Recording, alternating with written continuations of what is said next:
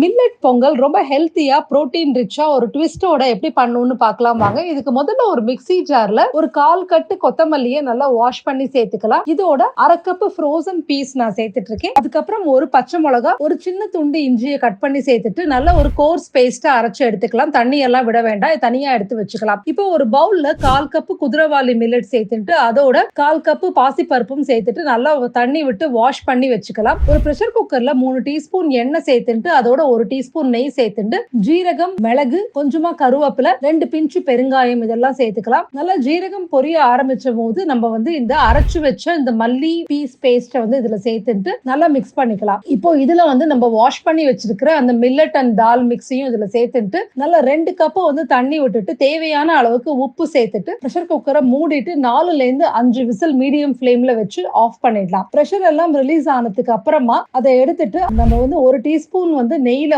கொஞ்சமா cashew nuts வறுத்து வச்சிருக்கேன், அதையும் சேர்த்துட்டு நல்லா மிக்ஸ் பண்ணிட்டா சூப்பரான புரோட்டீன் ரிச் கொத்தமல்லி பொங்கல் நம்மளுக்கு ரெடி. இந்த ரெசிபியோட detailed text and frozen peas இல்லாட்டினா என்ன பண்றது, என்ன மில்லட்லாம் யூஸ் பண்ணலாம், எல்லா வேரியேஷனும் கீழே டிஸ்கிரிப்ஷன் பாக்ஸ்ல கொடுத்திருக்கேன் பாருங்க. Thank you so much for watching this video.